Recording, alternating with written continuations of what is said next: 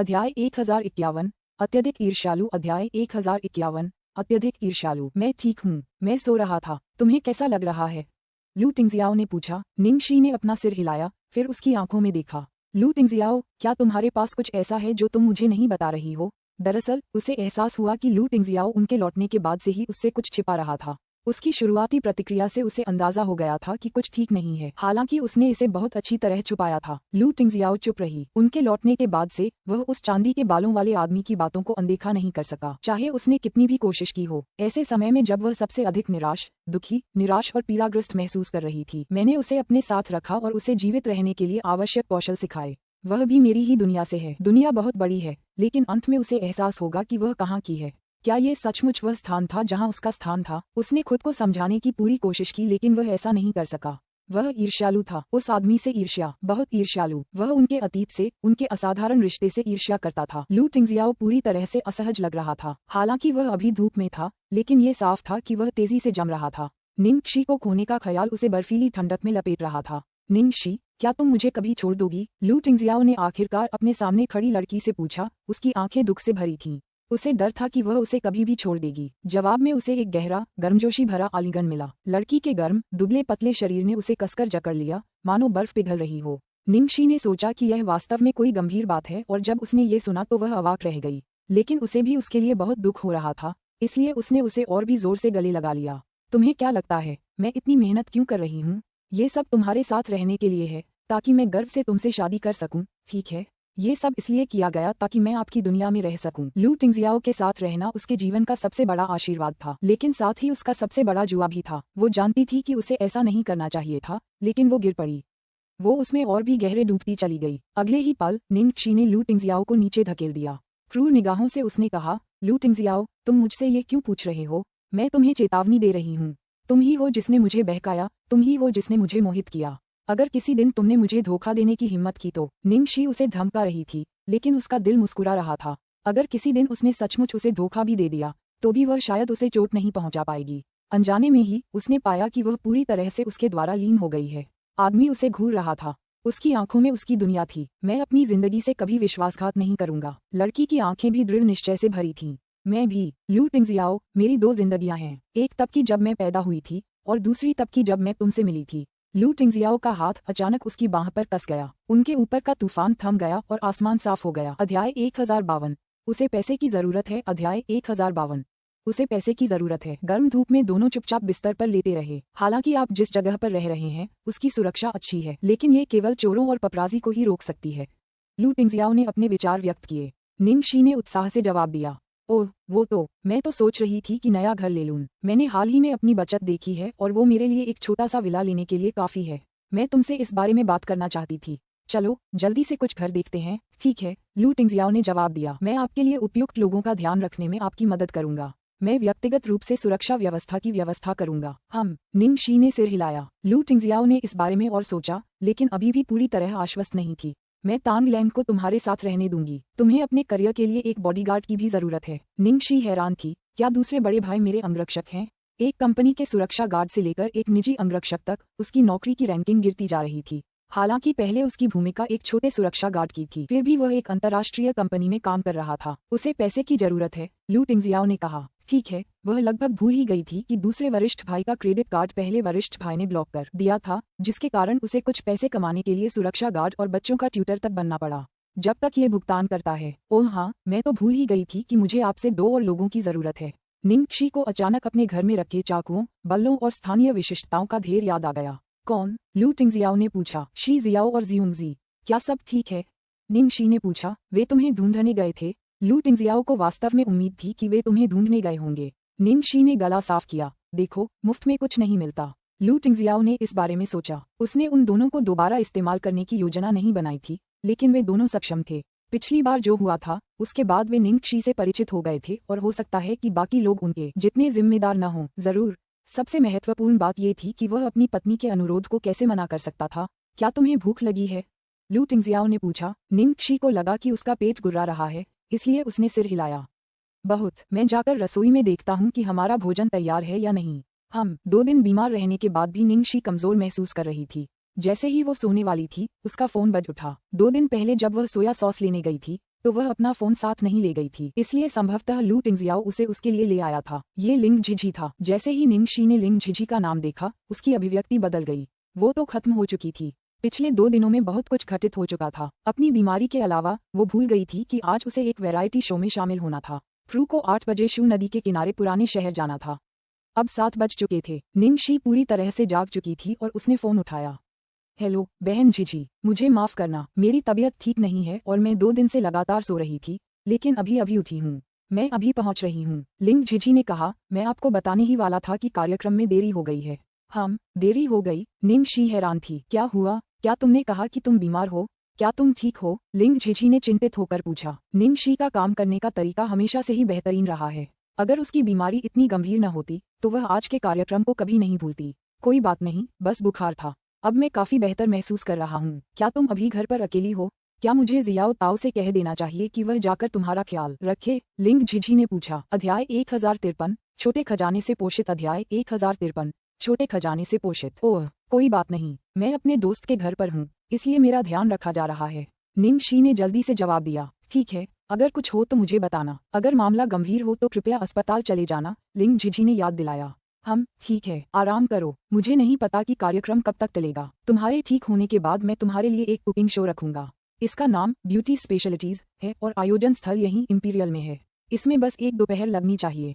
ये बहुत आसान काम है। ठीक है, धन्यवाद बहन झिझी। कॉल समाप्त होने के बाद निंगशी की तनावग्रस्त मांसपेशियां शिथिल हो गईं और वह नर्म तकिए को गले लगाते हुए बिस्तर पर वापस लेट गई। हालांकि उसे ऐसा नहीं सोचना चाहिए था, लेकिन ये सुनकर उसे बहुत अच्छा लगा कि काम रद्द कर दिया गया है, जबकि वह तो बस सोना चाहती थी। जैसे ही दरवाजा खोला गया, चिरमराहट की आवाज आई। छोटा खजाना अंदर आया। निंगशी को अपने बच्चे को देखकर ताजगी महसूस हुई। लिटिल। इससे पहले कि वह अपनी बात पूरी कर पाती, छोटे बच्चे ने दरवाजा तोड़ दिया और फिर नीचे की ओर भाग गया। अरे, निंगशी ने उलझन में सिर खुजलाया। क्या हुआ? कुछ देर बाद उसने ऊपर आते हुए कदमों की आवाज सुनी। छोटा लड़का फिर से दलिया का कटोरा लिए अंदर आया। वह सावधानी से बिस्तर की ओर बढ़ा और उसे खाना खिलाने की कोशिश करने लगा। तो वह उसके लिए नाश्ता लाने नीचे गया था। निंगशी भावुक हो गई। वह उसे गले लगाना चाहती थी, लेकिन उसने ऐसा नहीं किया क्योंकि उसे डर था कि कहीं उसे इन्फेक्शन न हो जाए। तुम बहुत प्यारे हो बेबी, लेकिन मैं अभी बीमार हूँ। मुझे डर है कि कहीं तुम्हें इन्फेक्शन न हो जाए। क्या तुम अपने पापा से मुझे खाना खिलाने दोगी? छोटा बच्चा अभी भी चम्मच पकड़े हुए था। बहुत दृढ़ निश्चयी लग रहा था, मानो कह रहा हो, मुझे किसी बीमारी का डर नहीं है। मैं मम्मी की देखभाल करना चाहता हूँ। लू टिंगजियाओ कुछ नाश्ता लेकर कमरे में आए। वह इतना कमजोर नहीं है, उसे खिला दे। निंगशी ने जल्दी से दलिया गटक लिया। ये तो बढ़िया है। छोटा बन बिस्तर के पास खड़ा था और निंगकसी को चम्मच से संतरे खिला रहा था, जबकि लू टिंगजियाओ बिस्तर पर बैठ गया और धीरे धीरे कुछ संतरे छीलने लगा। जब लू जिंगली और जियांग मुये अंदर आए तो उन्होंने एक खुशहाल परिवार को पूर्ण सामंजस्य के साथ रहते देखा। भाभी, क्या आप बेहतर महसूस कर रही हैं? मुझे लगता है कि अब फूल देना थोड़ा पुराना हो गया है, इसलिए मैं आपके लिए अपने आंगन से कुछ सब्जियां लाया हूँ। लू जिंगली के पास फलों और सब्जियों की एक टोकरी थी। जियांग मुये ने पुराने फूलों का गुलदस्ता पकड़े हुए चुप्पी साधे रखी। जियांग मुये ने लू जिंगली की तरफ आंखें घुमाई, फिर फूलों को मेज पर रखे फूलदान में रख दिया। उसने निंगशी के पीले चेहरे को देखा। मुझे उम्मीद नहीं थी कि तुम बीमार हो जाओगी, निंगशी ने जवाब दिया। जब तक इंसान है, बीमार पड़ सकता है। तो सवाल ये है कि क्या अब मैं इंसान नहीं हूँ? कभी कभी आप नहीं होते हैं, जियांग मुये ने कहा। भाभी, क्या हुआ? आप तो हमेशा गाय की तरह फिट रहती हैं। अचानक बीमार कैसे पड़ गईं? लू जिंगली ने शक से पूछा। गाय की तरह फिट? ये बेवकूफ लू जिंगली, क्या वो इसे और बेहतर ढंग से नहीं कह सकता था? निंगशी ने उसे गुस्से से घूरा। मैं बस थोड़ा हैरान हूँ। ठीक है, क्या? झूठ बोलना बंद करो। ऐसी कौन सी बात है जो तुम्हें इतना सदमा दे कि तुम बीमार पड़ जाओ? लू जिंगली को यकीन नहीं हुआ। निंगशी ने उसकी बात अनसुनी कर दी। वह अपनी गाय जैसी फिट छवि बनाए रखना चाहती थी, बजाय इसके कि उन्हें बताए कि उसे भूतों से डर लगता है। इसके अलावा उसने निर्णय लिया कि वह जल्द ही भूत प्रेतों वाली ढेर सारी डरावनी फिल्में डाउनलोड करेगी और उन्हें तब तक देखेगी जब तक कि उसे उनसे डरना बंद न हो जाए। अध्याय 1054 बेशर्मी से। अध्याय 1054 बेशर्मी से। घर में हंसी की गूंज गूंज रही थी जब वे दोनों साथ में मस्ती कर रहे थे। दरवाजे पर हल्की सी दस्तक सुनाई दी। बाहर वाला व्यक्ति लू शिन्यान था। निंगशी अप्रत्याशित अतिथि को देखकर आश्चर्यचकित हो गई। लू शिन्यान ने निंगशी की नजरें देखी तो वह असहज हो गई। उसने गला साफ किया। मैं लिटिल ट्रेजर से मिलने आई हूँ। मैंने सुना था कि तुम बीमार हो, इसलिए मैं तुरंत तुमसे मिलने आई। ये टॉनिक दूसरों ने तोहफे में दिए थे, अगर तुम चाहो तो ले लो। हालांकि उसने कहा कि वह लिटिल ट्रेजर से मिलने आई थी, लेकिन लू जिंगली और जियांग मुये दोनों वास्तव में आश्चर्यचकित थे। उन दोनों को नहीं पता था कि पहाड़ पर क्या हुआ था। उन्हें बस इतना पता था कि लू शिन्यान निंगशी को, खासकर लू जिंगली को, बहुत नापसंद करता था, क्योंकि लू शिन्यान हमेशा उसे यही बताता था कि कैसे निंगशी ने लू टिंगजियाओ को बहकाया था और कैसे सिर्फ गुआन जियाओ ही लू टिंगजियाओ के लायक है। वह जाहिर तौर पर गुआन जियाओ की कट्टर प्रशंसक और निंगशी की कट्टर दुश्मन थी, लेकिन अब वह निंगशी से मिलने अकेली आई थी और कुछ टॉनिक भी साथ लाई थी। कल सूरज शायद पश्चिम से उगेगा। क्या जियाओ शी ने उसके साथ छेड़खानी जैसा कोई बेशर्मी भरा काम किया? शुक्रिया। निंगशी ने लू शिन्यान द्वारा लाई गई चीजों को देखा। जाहिर है कि वे किसी बीमार व्यक्ति के लिए सावधानी से चुनी गई थीं, लेकिन उसने कुछ भी नहीं बताया और बस लू शिन्यान को धन्यवाद कहा। इधर आओ लिटिल ट्रेजर, आंटी तुम्हारे लिए कुछ खिलौने लाई हैं। असहज होने से बचने के लिए लू शिन्यान लिटिल ट्रेजर के पास गया। निंगशी ने देखा कि लू शिन्यान ठीक नहीं दिख रही थी, इसलिए उसने पूछा, तुम्हारी आंखों में इतनी बड़ी बड़ी थैलियां क्यों हैं? लू शिन्यान ने जल्दी से अपनी आंखें रगड़ीं और बुदबुदाया, ये सब तुम्हारी गलती है। लू जिंगली को लगा कि यह बातचीत गलत दिशा में जा रही है। निंगशी उलझन में थी। आपने मुझे फ्रेंचाइजिंग लाइसेंस नहीं दिया, इसलिए मुझे अपना प्रस्ताव दोबारा करना होगा। लू शिन्यान ने एक छोटा सा दर्पण निकाला और अपना चेहरा देखा। निंगशी आश्चर्यचकित थी क्योंकि उसे उम्मीद नहीं थी कि लू शिन्यान ने अभी तक हार नहीं मानी है। हालांकि यह क्रूर था, वह नहीं चाहती थी कि वह बेकार में और मेहनत करे, इसलिए निंगशी ने कहा, लेकिन इंपीरियल की 5 दुकानें तो ले ली गई हैं। पहले भी 2 जगहें खाली थीं, लेकिन हमने किसी और के साथ अनुबंध पर हस्ताक्षर कर दिए हैं।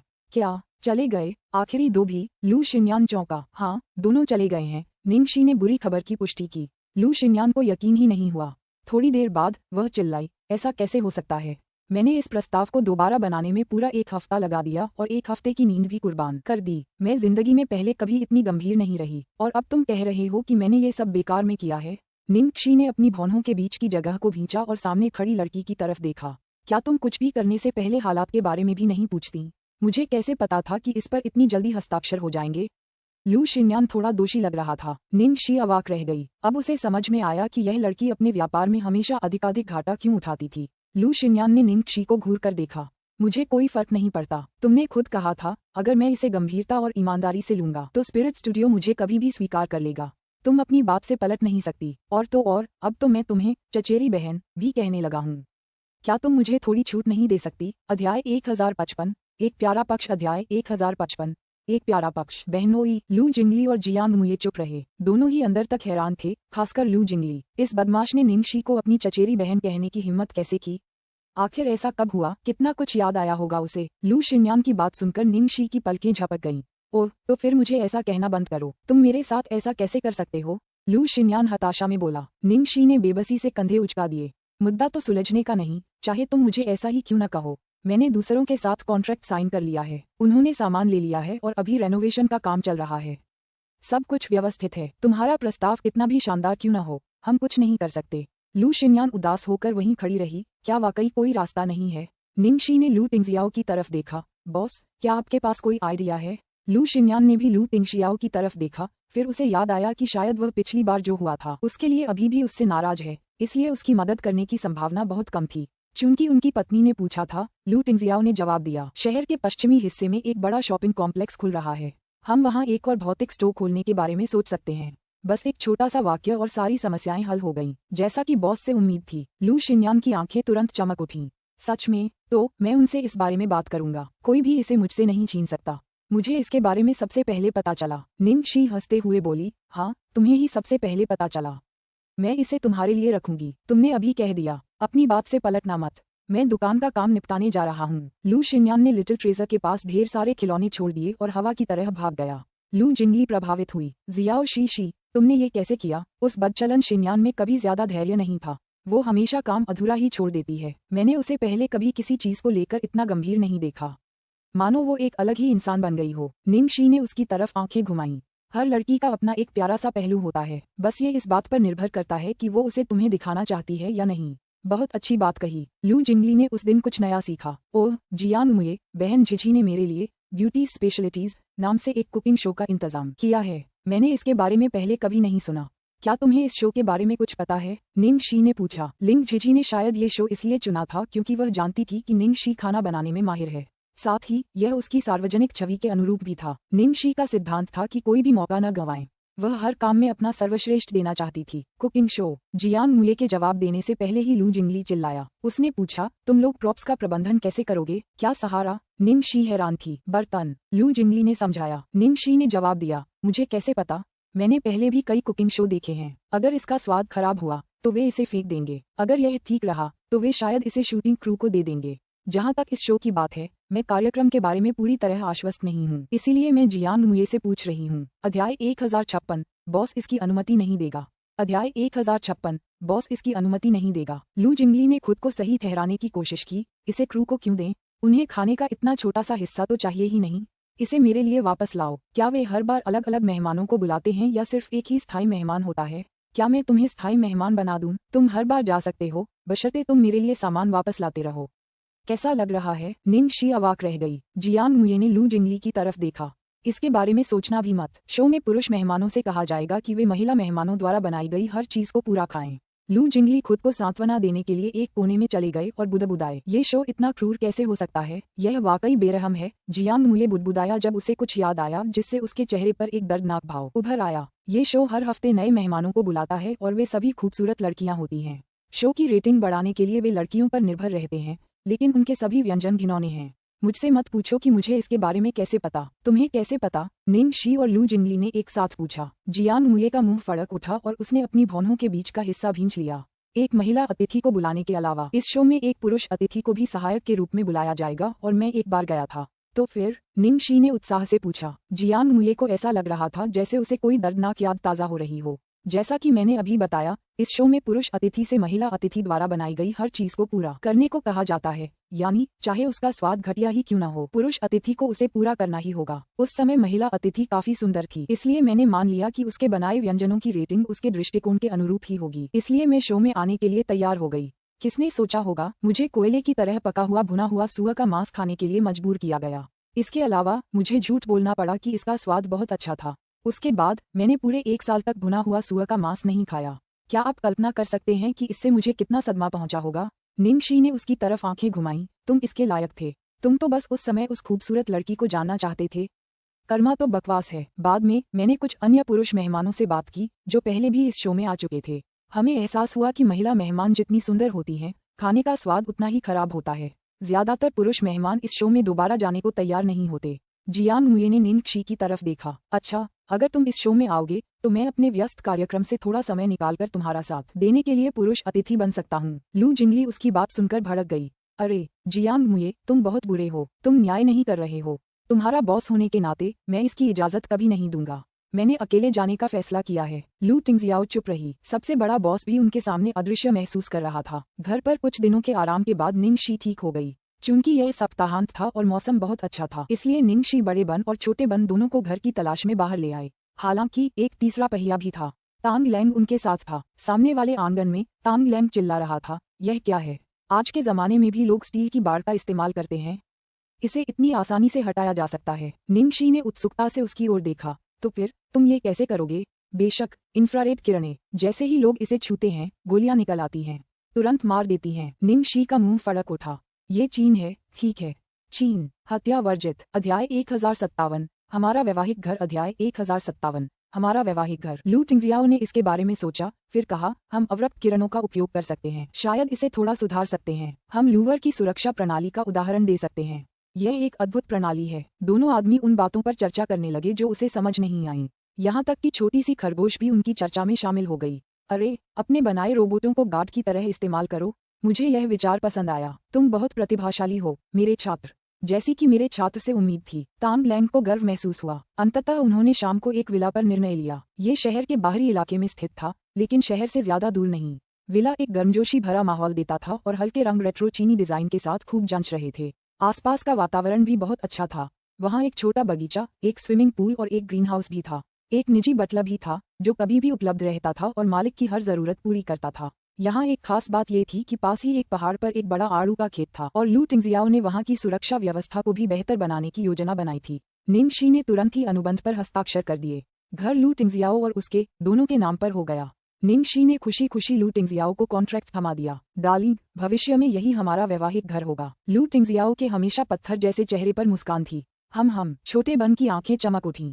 क्या उनकी शादी हो रही है? तो क्या वह आधिकारिक तौर पर उसका बेटा बन सकता है? तांग लैंग अवाक रह गया।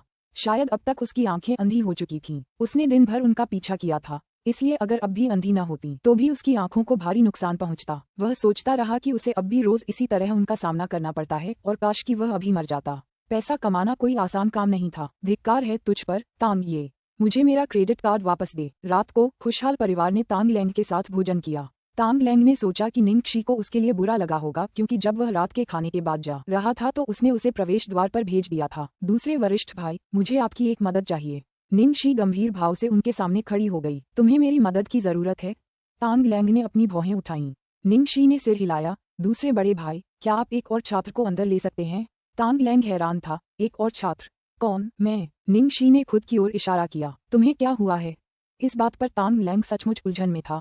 इस बदमाश को प्रशिक्षण से सबसे ज्यादा नफरत थी, लेकिन अब वह उससे प्रशिक्षण देने का अनुरोध कर रही थी। मैं तुम्हें दोगुना भुगतान करूंगी, निंगशी ने गाने वाली आवाज में कहा। बॉस, हम कब शुरू कर रहे हैं? निंगशी मुस्कुराई। मैं तुम्हें सूचित करूंगी। तुम्हें ऐसा करने के लिए किसने प्रेरित किया? तांग लैंग ने उसे संदेह से देखा। निंगशी की मुस्कान फीकी पड़ गई। कुछ दिन पहले फेंग जिन ने मुझे अपने घर बुलाया था। तांग लैंग के चेहरे के भाव भी बदल गए। ये तो मेरे अनुमान से कहीं ज्यादा जल्दी हो गया। उसे क्या चाहिए था? निंगशी अब बिल्कुल फिट दिख रही थी। लू टिंगजियाओ जल्दी से उसके पास पहुंच गया होगा। निंगशी के चेहरे पर ठंडक छा गई। शायद वो मेरी जान लेना चाहता था। खैर, वो चाहे कुछ भी करने की कोशिश कर रहे हों, मैं हमेशा लू टिंगजियाओ की सुरक्षा पर निर्भर नहीं रह सकती। मैं नहीं चाहती कि वो हमेशा मेरी चिंता करे। सबसे जरूरी बात, मैं उसका बोझ नहीं बन सकती। तांग लांग चुप रहा। अचानक स्नेह का प्रदर्शन क्यों? उनकी सुखद बातचीत का क्या हुआ? उसे सचमुच एक और लड़ाई के लिए तांग ये की तलाश करनी चाहिए और अपना क्रेडिट कार्ड वापस लेना चाहिए। अध्याय 1058। बहुत अमानवीय। अध्याय 1058। बहुत अमानवीय। कई दिनों बाद, घर की तलाश पूरी होने के बाद, उसने सुनिश्चित किया कि उसकी सेहत पूरी तरह ठीक हो गई है। उसने लिंग जिजी को फोन करके पुष्टि की कि कार्यक्रम अगले दिन दोपहर में शुरू होगा। जब जियांग मुये को पता चला कि निंग कसी शो में आने वाली है तो वह भी इसमें शामिल होना चाहता था, लेकिन लू जिंगली ने अपने बॉस के रूप में अपने अधिकार का उपयोग करते हुए उसे रोक दिया। अगर मुझे खाना नहीं मिलेगा तो तुम्हें भी नहीं मिलेगा। अंत में पुरुष अतिथि अपरिवर्तित रहता है। वह एक पुरुष सेलिब्रिटी था जो ज्यादा मशहूर नहीं था। वह थोड़ा मोटा था और आमतौर पर हास्य भूमिकाएं ही करता था। ब्यूटी स्पेशलिटीज जब नया नया रिलीज हुआ था तब काफी लोकप्रिय हुआ था। हालांकि कई महिला सेलिब्रिटीज ने बेहद घिनौना खाना बनाया था, लेकिन यही वजह थी कि यह शो इतना लोकप्रिय हुआ। वह दृश्य जिसमें पुरुष अतिथि को अनजाना खाना खाते हुए दिखाया गया था, शो का मुख्य आकर्षण था। जाहिर है, दर्शकों को ये पसंद आया। फिर भी आखिरकार यह एक कुकिंग शो ही था। ज्यादा रेटिंग पाने के लिए प्रोडक्शन टीम इतनी आगे बढ़ गई कि दर्शक खूबसूरत सेलिब्रिटीज से घटिया खाना बनवाने के इस हथकंडे से ऊब गए। कई दर्शकों ने प्रोडक्शन टीम की आलोचना की और शो की मंशा पर सवाल उठाए। यह एक मजाकिया शो बन गया। जिस तरह से उन्होंने पुरुष मेहमानों को घिनौने व्यंजन खाने के लिए मजबूर किया, वह अमानवीय था। पुरुष मेहमानों के प्रशंसकों ने खास तौर पर शो के बारे में काफी शिकायतें की।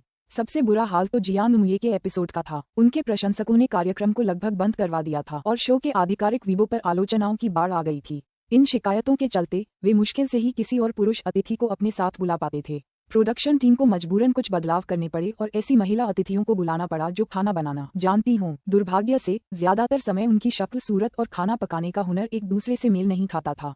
ऐसे मेहमान मिलना बहुत मुश्किल था जो सुंदर भी हों और खाना पकाने में भी माहिर हों। अगर कोई खाना बनाना भी जानता हो तो भी खाना औसत दर्जे का ही होता है। किसी मनोरंजन शो के लिए अगर खाना औसत दर्जे का हो तो अगर वह घटिया हो तो भी उसकी रेटिंग बेहतर हो सकती है। हालांकि यदि वे बेहतर खाना पकाने के लिए दिखावे का त्याग करते तो रेटिंग और भी गिर जाती, क्योंकि इससे शो के नाम ब्यूटी स्पेशलिटीज का उद्देश्य ही समाप्त हो जाता। अंत में प्रोडक्शन टीम को एक विचार सूझा, शेफ डबल्स का उपयोग करने का। इसका मतलब था कि उन्हें एक शेफ को खाना बनाने के लिए पैसे देने पड़ते थे। खाना पकाने वाले दृश्यों में वे सिर्फ शेफ के हाथ दिखाते थे, लेकिन कभी कभी वे महिला मेहमान को दिखाते थे, जिससे ये गलत धारणा बनती थी कि महिला मेहमान ही खाना बना रही है। अगर यह पता नहीं चलता तो यह वाकई एक बेहतरीन योजना थी। दुर्भाग्य से कुछ तेज नजर वाले दर्शकों को इसका अंदाजा हो गया।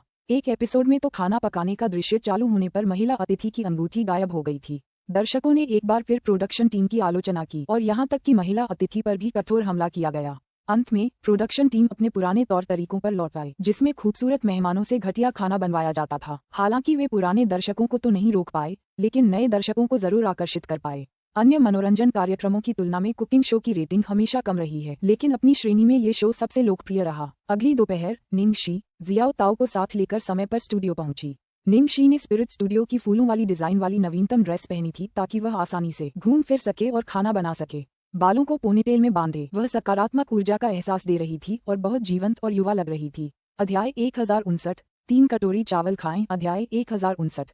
3 कटोरी चावल खाएं। डायरेक्टर एक दयालु, अधेड़ उम्र का आदमी था। निंग शी को देखते ही उसकी आंखें चमक उठीं। अरे, आज की हमारी खूबसूरत हसीना आ गई है।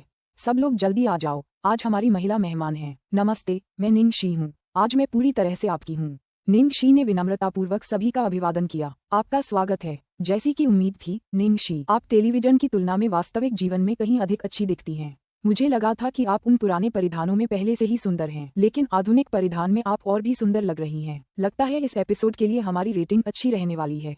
क्रू के सदस्य उत्साह से उसका स्वागत करने आए। चूंकि मनोरंजन उद्योग में चेहरे की विशेषताओं पर ज्यादा जोर दिया जाता है, इसलिए वे सुंदर लोगों के साथ ज्यादा गर्मजोशी से पेश आते थे। और तो और वह निंग शी थी जिसका चेहरा इतना सुंदर और सुडौल था। आज जो व्यक्ति खुश नहीं था, वह संभवतः पुरुष अतिथि था। फेंग रुई जब निंग शी को देखा तो वह प्रभावित हुआ, लेकिन साथ ही वह डर भी गया। इस शो की मिसाल को देखते हुए उसकी पाककला कितनी खराब होगी। कुछ कर्मचारियों ने फेंग रुई के भयानक चेहरे को देखा। अंदाजा लगाना आसान था कि वह क्या सोच रहा था। भाई रुई, शुक्र मनाओ, तुम्हें इतनी हसीन औरत के हाथ के बने व्यंजन खाने को मिल रहे हैं। मैं शर्त लगाता हूँ कि तुम उसका चेहरा देखकर ही 3 कटोरी चावल खा सकते हो। तो क्या मैं बाद में चावल खा सकता हूँ? फेंग रुई ने भागने का आखिरी प्रयास करने का फैसला किया। नहीं। क्रू का अभिवादन करने के बाद निंग शी फेंग रुई के पास गई।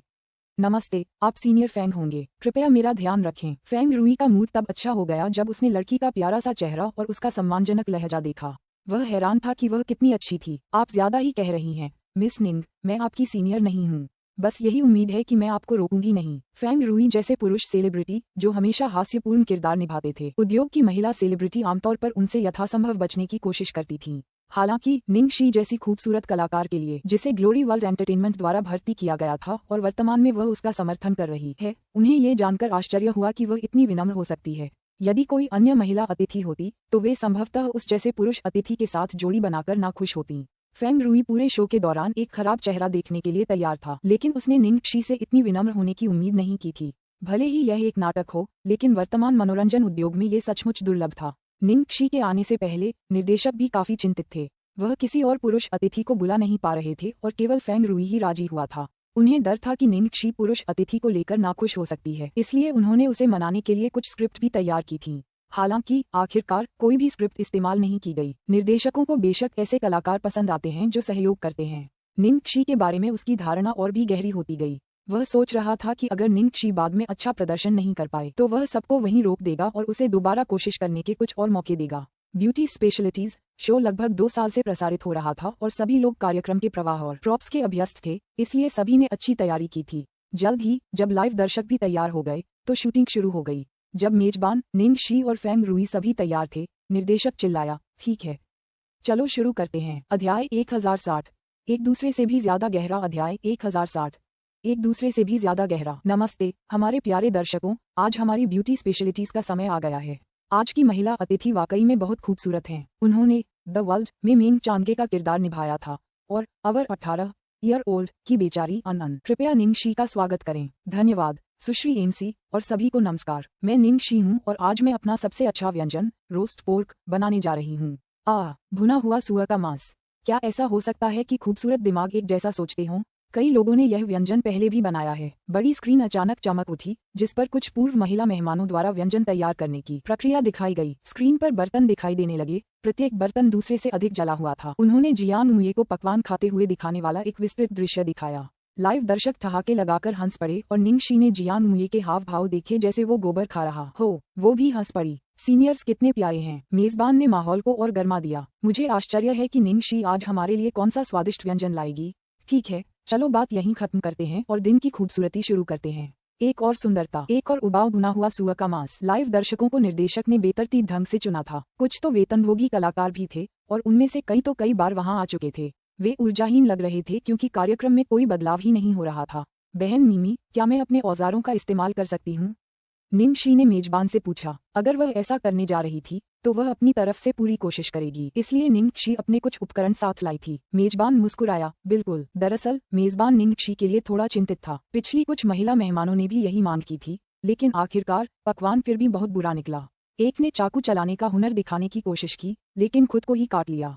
फिर दर्शकों ने उसे अनावश्यक रूप से ऐसा करने के लिए फटकार लगाए। जियाओ ताओ द्वारा औजार तैयार करने के बाद निंग शी ने खाना बनाना शुरू किया। उसने एप्रन पहना और सारे औजारों की जांच की, फिर सामग्री चुननी शुरू की। क्या मैं इसमें कुछ मदद कर सकता हूँ? फेंग रुई ने पूछा। निंग शी ने मुस्कुराते हुए कहा, वरिष्ठ, क्या आप मूली धोने में मेरी मदद कर सकते हैं? लड़की की मुस्कान इतनी गर्मजोशी और दयालुता से भरी थी कि फेंग रूई थोड़ा शर्मा गया। ओह ठीक है निंगशी, ये मूली किस लिए हैं? क्या तुम भुने हुए सुअर के मांस में मूली डालती हो? म्यूजियम संचालक ने पूछा। मुझे डर है कि सिर्फ भुना हुआ सुअर का मांस खाने से यह ज्यादा तेल वाला हो सकता है। नमक के पानी में अचार बनाकर खाई गई मूली खाने से ताजगी मिल सकती है। अच्छा ऐसा है, मेजबान मन ही मन सोच रहा था। मुख्य बात यह नहीं है कि यह तेलयुक्त था या नहीं, जब तक ये पुरुष अतिथि को नहीं मारता तब तक सब ठीक है।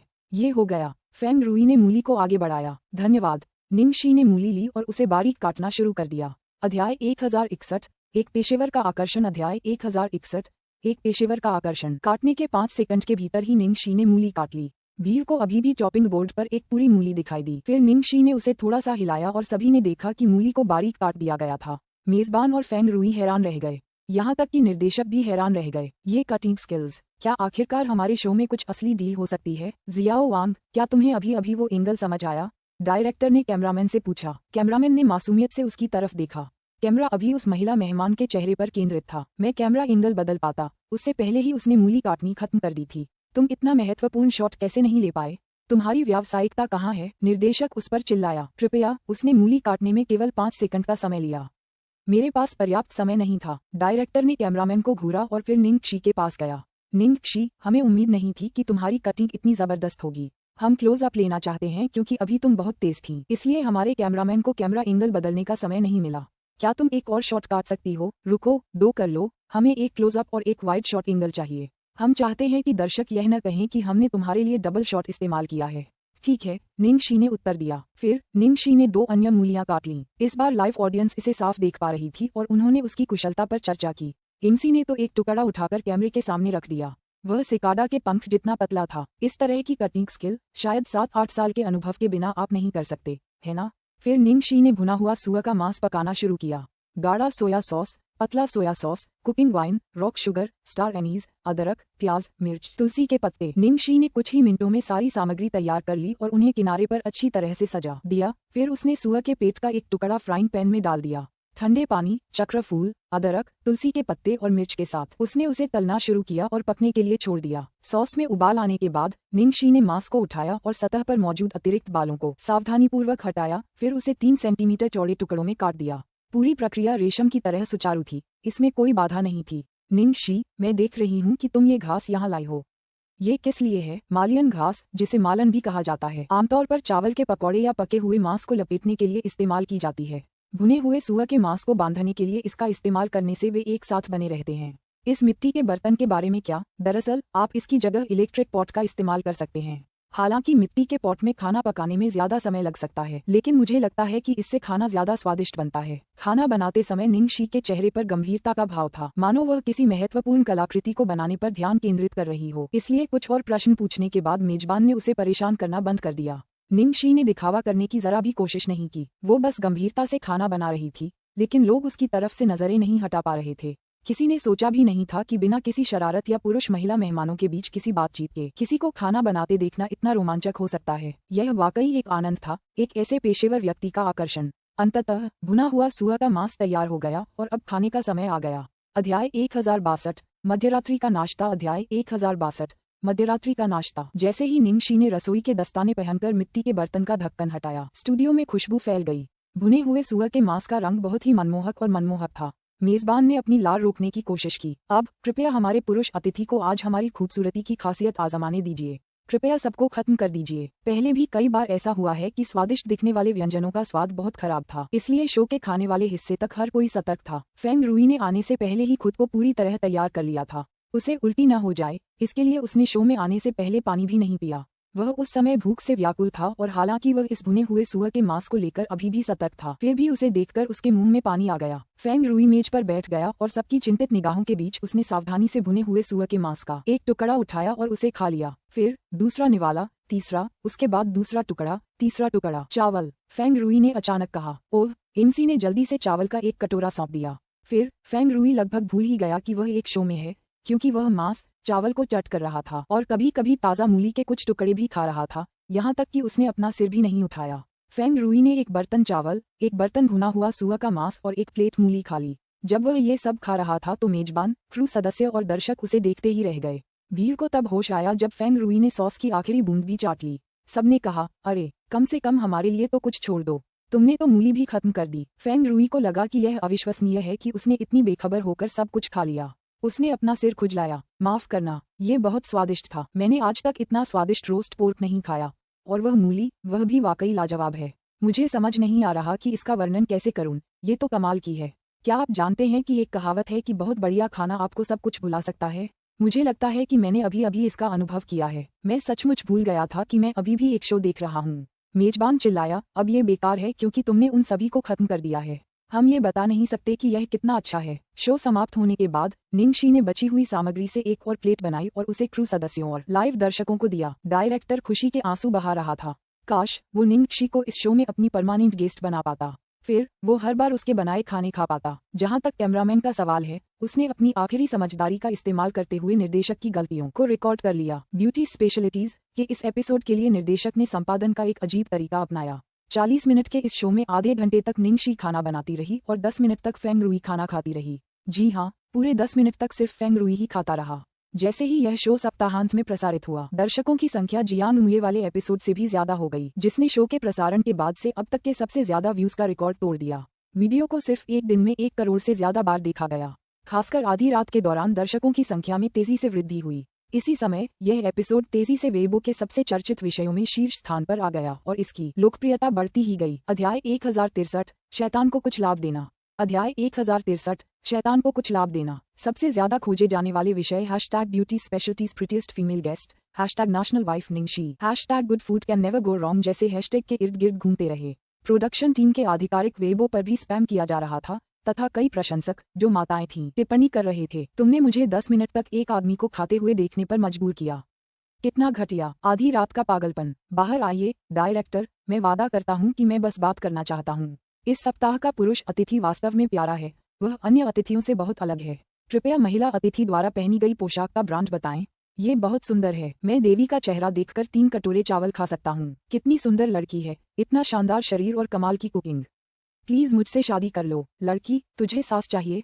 मैं ये सुनिश्चित करूंगी कि मेरा बेटा तुझे हर महीने अपनी पूरी तनख्वाह दे। निंगशी खुशी से ऑनलाइन टिप्पणियों को पढ़ रही थी, लेकिन लू टिंगजियाओ थोड़ा गुस्से में थी। राष्ट्रीय पत्नी से उनका क्या मतलब था? वह मेरी पत्नी है। निंगशी ने शैतान की भावनाओं को भांप लिया और उसे जल्दी से दिलासा देते हुए कहा, अरे मेरे प्यारे, दुखी मत हो। डायरेक्टर ने मुझे बताया है कि मैंने आज अच्छा प्रदर्शन किया है और वे मुझे फिर से बुलाना चाहते हैं। मैंने इसके बारे में सोच लिया है। हमारी फिल्म के प्रसारण के बाद मैं फिर जाऊंगी, फिर मैं पुरुषों के वेश में शो में आऊंगी। मैं तुम्हें के मिंग्यू के रूप में अपने साथ लाऊंगी। कैसा लग रहा है? बिल्कुल सही, है ना? लू टिंगजियाओ ने लड़की की तरफ देखा। हम आपकी चिंता के लिए शुक्रिया, सीनियर। हा, अच्छा लड़का। निंगशी हंसी। लू टिंगजियाओ को कुछ गुप्त लाभ देकर संतुष्ट महसूस कर रही थी। अचानक निंगशी के फोन पर एक नोटिफिकेशन आया। एक अजीब नंबर से नया मैसेज आया। साले, कल दोपहर 3 बजे मिलते हैं। अपनी लड़कियों वाली ड्रेस तैयार रखना। यह अहंकारी स्वर और विस्मयादिबोधक चिन्हों का अत्यधिक प्रयोग। यह जूंग रोंगुआंग होना था। निंगशी तो लगभग भूल ही गई थी। उसने सोचा था कि जूंग रोंगुआंग ने हार मान ली होगी। लगता है वह काफी लोकप्रिय थी। वह ये सोच ही रही थी कि उसका फोन बज उठा। जूंग कीर का फोन था। निंगशी ने फोन उठाया। अरे कीर, जियाओशी, क्या रोंगुआंग ने तुम्हें कल मिलने का संदेश भेजा है? जूंग कीर ने पूछा। हाँ, मुझे अभी अभी मिला है, कल दोपहर 3 बजे। जूंग कीर हंसा। जब से मेरा भाई पिछले दिनों शूटिंग रेंज में तुमसे हारा है, तब से वो खूब मेहनत कर रहा है। उसने मेरे पिता से भी शूटिंग तकनीक के बारे में सलाह मांगी है। मेरे भाई का मेरे पिता के साथ हमेशा से ही खराब रिश्ता रहा है। वे बहुत बुरी तरह झगड़ते थे, खासकर जब बात शूटिंग की आती थी। ये पहली बार है जब मैंने उन्हें शांति से इस बारे में बात करते देखा है। आजकल घर का माहौल बहुत शांतिपूर्ण है। दादाजी भी खुश हैं। बहुत बहुत धन्यवाद, जियाओशी। निंगशी जूंग कीर की बात सुनकर बहुत खुश हुई। मुझे शुक्रिया कहने की कोई जरूरत नहीं है। मुझे बस ये पसंद नहीं कि कोई मेरे दोस्त को परेशान करे, तुम्हारे भाई को भी नहीं। जूंग कीर सचमुच भावुक हो गया। ठीक है, कल मिलते हैं। और कल रात मेरे घर डिनर पर आना। मेरे दादाजी तुम्हें बहुत पसंद करते हैं और उन्होंने मुझे तुम्हें बुलाने के लिए कहा है। अगर तुम्हें कोई आपत्ति न हो तो जरूर आना। अध्याय 1064, आप अच्छे लग रहे हैं। अध्याय 1064, आप अच्छे लग रहे हैं। बेशक, मुझे कोई आपत्ति नहीं है। मुझे बस लगता है कि यह बहुत परेशानी भरा हो सकता है। ये बिल्कुल भी परेशानी वाली बात नहीं है। अगर आप आएं तो हम सब आपका स्वागत करेंगे। बस, अब सब तय है। जूंग कीर ने अपने भाई की बात अनसुनी कर दी। ओके, कल मिलते हैं। निंगशी ने एक गाना गुनगुनाना शुरू कर दिया और कॉल समाप्त होने के बाद ये देखने लगी कि उसे क्या पहनना है। अच्छे मूड में हो? लू टिंगजियाओ ने पूछा। जब उसने देखा कि जूंग कीर से बात करने के बाद निंगशी बहुत खुश थी। हा लू टिंगजियाओ, मैं तुम्हें कुछ मजेदार बात बताती हूँ। निंगशी ने उसे बताया कि कैसे उसने शुरू से आखिर तक जूंग रोंगुआंग के साथ मजाक किया था। उस समय मैं पुरुषों की पोशाक में थी, इसलिए उसे हमेशा यही लगता रहा कि मैं मर्द हूँ। आखिर में मैंने उससे कहा कि अगर वो ऐसा कर सकता है तो मैं गुलाबी रंग की राजकुमारी जैसी पोशाक पहनकर शूटिंग रेंज में 3 राउंड तक घूमूंगी। उस बदमाश ने मुझे हराने के लिए कड़ी मेहनत की है। जूंग कीर ने यह भी बताया कि वह इतना मेहनती था कि कभी कभी खाना भी भूल जाता था। मैं सचमुच उसका हौसला बढ़ा रहा हूँ। मैं देखना चाहता हूँ कि जब उसे पता चलेगा कि मैं एक लड़की हूँ तो उसका क्या रिएक्शन होगा। हा। लू टिंगजियाओ की झूम लियाओयुआन के प्रति नापसंदगी उस लड़की की चौड़ी मुस्कान देखकर गायब हो गई। क्या झूम लियाओयुआन ने तुमसे उस बात का जिक्र फिर किया? चिंता मत करो, उसने फिर कभी इसका जिक्र नहीं किया। असल में जूंग रोंगुआंग वाकई बहुत प्रतिभाशाली है। अगर वह सचमुच अपना रवैया बदल ले तो चीफ जूंग फिर कभी मेरा शिकार नहीं करेगा। कल आप कितने बजे वापस आ रहे हैं? शायद रात के खाने के बाद। मैंने कीर से वादा किया था। ठीक है। निंगशी ने देखा कि जब वह बात कर रही थी तो लू टिंगजियाओ उसके चेहरे को घूर रहा था, इसलिए उसने अपना चेहरा छुआ। क्या मेरे चेहरे पर कुछ है? लू टिंगजियाओ ने लड़की के मुस्कुराते चेहरे को देखा, फिर झुककर उसे चूमा। तुम बहुत अच्छी लग रही हो। निंगशी शर्मा गई और शर्म से अपना चेहरा ढक लिया। सच में? अरे नहीं, शैतान आजकल कुछ ज्यादा ही इश्कबाजी करने लगा था। वो कभी भी, कहीं भी, कभी भी उसके साथ इश्कबाजी कर सकता था। निंगशी, मुझे आशा है कि जब तुम हर दिन मेरे साथ रहोगी तो तुम इतनी खुश रहोगी। निश्चिंत रहो, जब मैं तुम्हारे साथ होता हूँ तो हमेशा खुश रहता हूँ। अगली दोपहर निंगशी ने पुरुषों की पोशाक पहन ली और तय समय से 10 मिनट पहले शूटिंग रेंज पर पहुंच गई। जूंग रोंगुआंग पहले से ही वहां मौजूद था और वह पूरी तरह तैयार लग रहा था। उसका चेहरा दृढ़ संकल्प से भरा हुआ था। निंगशी को देखते ही वह मुस्कुरा उठा। भाई शी, तुम यहाँ हो। झूम कीर भी जल्दी आ गई थी और उसने निंगशी का गर्मजोशी से स्वागत किया। तो तुम यहाँ हो? जूंग रोंगुआंग ने मुड़कर उसे ठंडी नजरों से देखा। कुछ समय तक उसे न देखने के बाद जूंग रोंगुआंग दुबली पतली हो गई थी, लेकिन कमजोर या थकी हुई नहीं। उसकी आंखें आग से जल रही थीं और वह उसे जूंग लियाओयुआन की याद दिला रहा था। निशानेबाजी में उन्नत स्तर का प्रशिक्षण किसी भी व्यक्ति को अनुशासित कर सकता है। ऐसा लग रहा था कि इसका उस पर सकारात्मक प्रभाव पड़ा है, हालांकि इस समय यह अस्थायी ही हो सकता है। जूंग रोंगुआंग इस बार गुस्से में ऐसा कर रहा था। उसके व्यक्तित्व के हिसाब से उसे अपना रवैया बदलने में शायद काफी समय लगेगा। अध्याय 1065 युपर्वत। अध्याय 1065 युपर्वत। क्या तुम सामान लाए हो? जूंग रोंगुआंग ने पूछा। निंगशी ने अपने हाथ में पकड़े गुलाबी प्लास्टिक बैग को हिलाया। क्या तुम देखना चाहोगी? जूंग रोंगुआंग ने उसे संदेह से देखा, फिर उसने उसकी सामग्री की जांच की। एक जोड़ी सफेद हील्स, एक गुलाबी लेसी ड्रेस, एक फूलों वाला हेयर क्लिप, एक जोड़ी सफेद स्टॉकिंग्स और फिर एक गुलाबी ब्रा। जूंग रोंगुआंग शर्मा गया और जल्दी से बैग निंगशी को वापस दे दिया। तुम विकृत हो। निंगशी ने मासूमियत का नाटक किया। क्या तुमने मुझे लड़कियों के कपड़े पहनने को नहीं कहा था? क्या कोई लड़की ऐसी है जो ब्रा नहीं पहनती? जूंग रोंगुआंग का चेहरा और भी लाल हो गया। उसने उसे घूरा और गहरी सांस ली, कोशिश करते हुए कि उसकी भावनाओं पर उसका असर न पड़े। चूंकि तुम इतनी अच्छी तरह तैयार हो, इसलिए मैं तुम्हें निराश नहीं करूंगा। अचानक बहुत से लोग उनके आसपास इकट्ठा हो गए। उनमें से ज्यादातर पिछली बार घटनास्थल पर थे, यहाँ तक कि जूंग लियाओयुआन और जूंग जोंगरेन भी कुछ समय निकालकर वहां गए। जूंग रोंगुआंग ने घबराहट से अपने पिता और दादा की ओर देखा, लेकिन जल्द ही वह अपने आत्मविश्वास में वापस आ गया। लगता है आज काफी गवाह हैं। निंगशी मुस्कुराई और आमंत्रण भरा इशारा किया। कृपया। जूंग रोंगुआंग ने उसे घूर कर देखा। अपनी बात से पीछे मत हटो। अगर तुम मर्द हो, अगर मैं आंखों पर पट्टी बांधकर भी परफेक्ट नंबर ला सकूं, तो तुम। हाँ, मुझे पता है, मैं लड़कियों के कपड़े पहनकर शूटिंग रेंज के 3 चक्कर लगाऊंगी। इतना बकवास बंद करो, सब इंतजार कर रहे हैं। तुम शूटिंग कर रही हो या नहीं? निंगशी ने अधीरता से कहा। सभी लोग उसे मनाने लगे। उहा लड़की का पहनावा। शुभकामनाएं जियाओ गुआंग, यह सही है, तुम्हें ये जीतना ही होगा। उसे नीचे गिरा दो। हा, मैं उसे लड़कियों के परिधान में देखने के लिए उत्सुक हूँ। शुभकामनाएं, आप ये कर सकते हैं। शूटिंग रेंज में बिताए समय ने जूंग रोंगुआंग को यहाँ के नियमित दर्शकों के साथ कुछ दोस्त बना दिए। जूंग रोंगुआंग ने जब बताया कि कैसे निंगशी ने उसकी बहन को बेशर्मी से बहकाया था तो सभी उसके पक्ष में थे। जूंग की सभी की आंखों का आकर्षण थी, इसलिए ये तथ्य कि उसे अचानक किसी अनाम बच्चे ने छीन लिया था अक्षम्य था। जूंग रोंगुआंग को शक्ति का एहसास हुआ।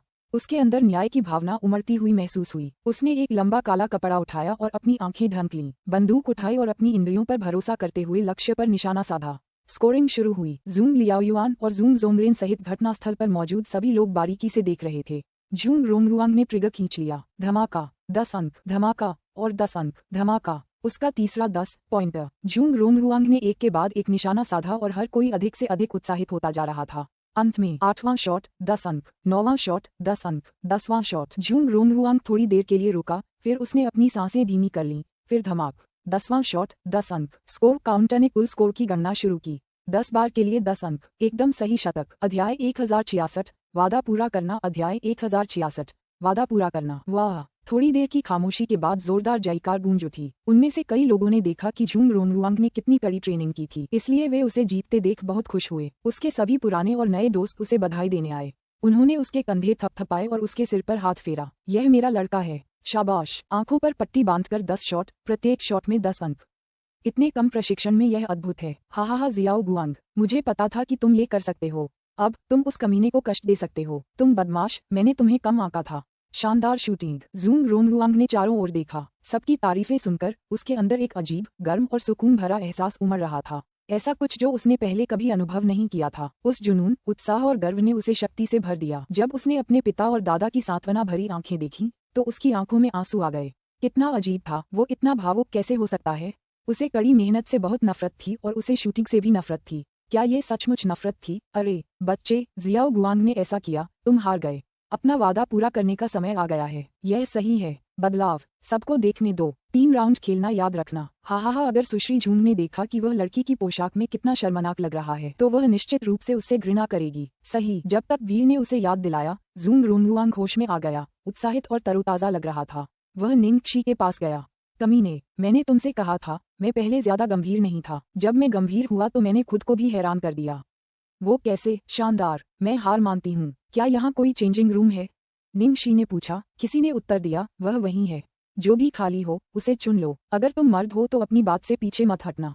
हम सब देख रहे हैं, भागने की हिम्मत मत करना। हा वह लड़की के कपड़े में अपने चेहरे के साथ एक डरपोक की तरह लग रहा होगा। निंगक्षी ने अपने कपड़े लिए और धीरे धीरे चेंजिंग रूम में चली गई। ज़ूंग रोनगुआंग को लगा कि उसकी सारी मेहनत रंग लाए।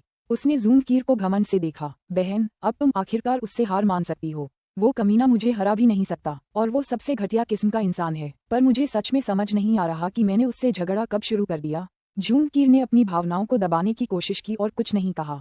ज़ूंग रोनगुआंग ने सोचा कि वह निंगक्षी से निराश है, इसलिए वह बहुत खुश हुआ और अपना फोन निकालकर वीडियो बनाने के लिए तैयार हो गया। वह अगली बार जब वह उसकी बहन के करीब आएगा तो उसे धमकी देगा।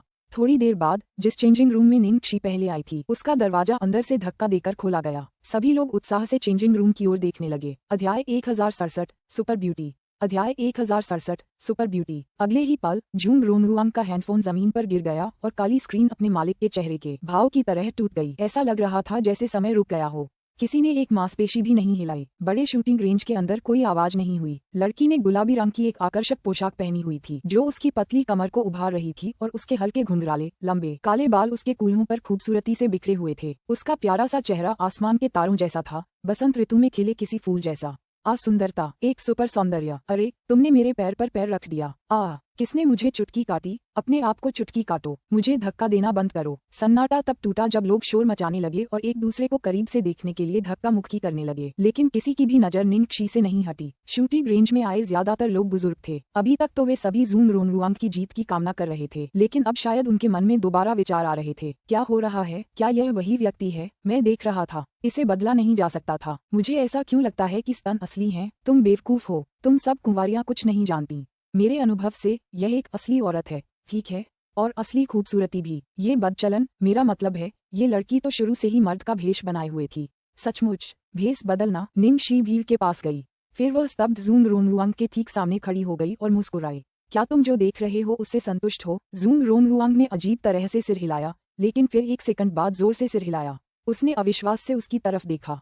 तुम औरत हो? निंगक्षी मुस्कुराई। हाँ। इस कमीने ने इतनी सहजता से ये बात स्वीकार कर ली। कितना निराशाजनक है। ज़ूंग रोनगुआंग को ठेस पहुंची और उसने धोखा खाया। तुम औरत हो। तुम तो शुरू से ही औरत हो। फिर तुमने लड़कियों के कपड़े पहनने की बात क्यों कही? धत तेरी की। ज़ूंग रोनगुआंग को अंततः एहसास हुआ कि उसके साथ मजाक किया गया था। सबसे बुरी बात यह थी कि अगर वह पहले वाले कमीने का सामना कर रहा होता तो यह आसान होता, लेकिन अब वह ऐसी सुंदरता पर गुस्सा नहीं कर सकता था। अंततः वह प्रतियोगिता जीत गया। लेकिन ये क्या था? रुको, क्या वो वाकई जीत थी? उसकी प्रतिद्वंदी एक महिला थी, इतनी बेहतरीन निशानेबाजी वाली महिला। एक पुरुष होते हुए वो कैसे कह सकता था कि उसने ये जीत हासिल की है? ज़ूंग रोनगुआंग को ऐसा लगा जैसे वह पागल हो रहा है। वाह, जियाओ शी, मैंने तुम्हें पहले कभी ऐसे नहीं देखा। कितना प्यारा है। ये तुम पर बहुत जंच रहा है। ज़ूंग कीर ने निंगक्षी का हाथ पकड़ा और उसके चारों ओर चक्कर लगाया। ज़ूंग कीर की प्रतिक्रिया ज़ूंग रोनगुआंग में खंजर चुभने जैसी थी। असमंजस में उसने पूछा, सिस्यो, तुम्हें पता था? ज़ूंग कीर ने सिर हिलाया। मुझे पता है। तो फिर तुमने मुझे क्यों नहीं बताया? ज़ूंग रोनगुआंग अपनी आत्मा के भीतर से चिल्लाया। तुमने मुझसे नहीं पूछा। अध्याय 1068, उसकी बहन को बुलाओ। अध्याय 1068। उसकी बहन को बुलाओ। पीछे जूंग जोंगरेन मुस्कुराया और बस युवाओं को मस्ती करते हुए देखा, लेकिन जब उसने निंगशी को चेंजिंग रूम से बाहर निकलते देखा तो उसकी आंखें भर आईं और उसने खुद से कहा, सीसी। जूंग लियाओयुआन ने जब अपने पिता के अजीब व्यवहार को देखा तो उनकी ओर देखा। सीआई, क्या यह उसकी माँ का उपनाम नहीं था? वह बच्ची बिल्कुल सी जैसी दिखती है जब वह छोटी थी। जूंग जोंगरेन ने कांपती आवाज में कहा। उसकी आंखें उसकी दिवंगत पत्नी के प्रति यादों और प्यार से भरी थीं। जब जूंग जोंगरेन पहली बार निंगशी से मिला तो वह अभी एक बिजनेस मीटिंग से निपट कर आई थी, इसलिए उसने बहुत ही अच्छे और औपचारिक कपड़े पहने थे। पिछली बार उसने उस पर उतना ध्यान नहीं दिया था, लेकिन आज निंगशी ने गुलाबी राजकुमारी जैसी पोशाक पहनी थी, जिससे जूंग जोंगरेन को अपनी पत्नी को पहली बार देखने की याद आ गई। उन्होंने यह उम्मीद नहीं की थी कि उनकी दूसरी पोती बिल्कुल सी जैसी दिखेगी, क्योंकि न तो लिंग्यू और न ही कीर। जूंग लियाओयुआन ने निंगशी की ओर देखा और अपनी माँ का चेहरा याद करने की कोशिश की, लेकिन क्योंकि उनकी माँ की मृत्यु तब हो गई थी जब वह बहुत छोटा था, इसलिए उसे अपनी माँ की लगभग कोई याद नहीं थी। उसे अपनी माँ और उसके पिता की एक तस्वीर याद आ गई, जिसमें उन्होंने भी गुलाबी रंग की पोशाक पहनी थी। सबसे यादगार बात यह थी कि तस्वीर में उसकी माँ का आभामंडल अब निंगशी के आभामंडल जैसा ही था। रात में जूंग परिवार के घर पर जूंग जोंगरेन ने अपने नौकरों से कई स्वादिष्ट व्यंजन तैयार करवाए। निंगशी के प्रति जूंग जोंगरेन का रवैया पहले स्वागतपूर्ण और कृतज्ञतापूर्ण था, लेकिन आज वह और भी अधिक गर्मजोशी और भावुक था। बुजुर्ग निंगशी की प्लेट में खाना डालते रहे। जियोशी, और खाओ, धन्यवाद। निंगशी उसके गर्मजोशी भरे व्यवहार से थोड़ा हैरान हुई। जूंग रोंगरुआंग को लगा कि कुछ गड़बड़ है जब वह चिकन ड्रमस्टिक चबा रहा था। फिर उसने निंगशी को घूरा और अचानक उठ खड़ा हुआ। धिक्कार है, मुझे याद है, तुम वही औरत हो जिसने मुझे पिछले दिनों ठोकर मारी थी। जूंग जोंगरेन ने उसे कड़ी फटकार लगाई। शोरगुल बंद करो और बैठ जाओ।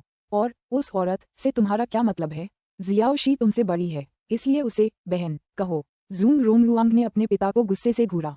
अगर मैं पागल हुआ तो उसे बहन कहूंगा। बेटी, मैंने तुम्हें ऐसा क्या किया कि तुम नाराज हो? जब से मैं तुमसे मिला हूँ तुम मेरे रास्ते में क्यों आ रही हो? जूंग लियाओयुआन ने अपने बेटे को गुस्से से घूरा और उस पर चिल्लाया, अशिष्टता बंद करो। जूंग रोंगरुआंग ने अपने दादाजी की तरफ देखा, फिर अपने पिता की तरफ। वह थक गया था। तुम सब उसके पक्ष में क्यों हो? क्या तुमने गलत बच्चा ले लिया? शायद वह तुम्हारी असली संतान हो। जूंग जोंगरेन का चेहरा अपने पोते को देखकर ठंडा पड़ गया। मुझे सच में लगता है कि हमने तुम्हें अपना असली बच्चा समझ लिया है, लेकिन अफसोस नहीं। उसके बाद जूंग रोंगरुआंग को निर्दयतापूर्वक नजरअंदाज कर दिया गया। जियाओशी, आजकल तुम्हारा काम कैसा चल रहा है? क्या तुम थकी हुई हो? जूंग जोंगरेन ने अपने पोते को देखकर पलक तक नहीं झपकाई और चिंता से निंगशी से पूछा। बुजुर्ग की सच्ची चिंता को महसूस करते हुए निंगशी ने तुरंत जवाब दिया, सब कुछ ठीक चल रहा है। मैं वास्तव में थकी नहीं हूँ। मुझे अभी जो काम कर रही हूँ वह पसंद है। ओह ठीक है, मैंने कीर से सुना है कि तुम्हारी अपनी एक फैशन परिधान कंपनी भी है।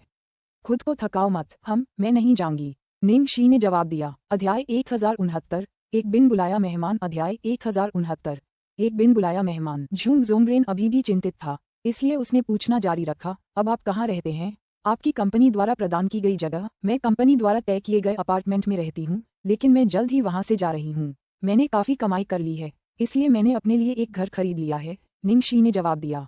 जूंग जोंगरेन ये सुनकर खुश हुए। ये बहुत अच्छी बात है कि तुम इतनी कम उम्र में खुद पर भरोसा कर सकती हो। फिर उसने अपने निकम्मे पोते को घृणा की दृष्टि से देखा। जूंग रोंगरुआंग चुप रहा। वह तो पहले से ही चुपचाप खाना खा रहा था, फिर भी उसे निशाना क्यों बनाया जा रहा था? क्या ये औरत सिर्फ उसके खिलाफ जाने के लिए आई थी? जियाओ लू के साथ हालचाल कैसा चल रहा है? उस लड़के ने तुम्हें धमकाया तो नहीं? कीर ने पिछली बार जिस धोखाधड़ी वाले मामले का जिक्र किया था उसका क्या हुआ?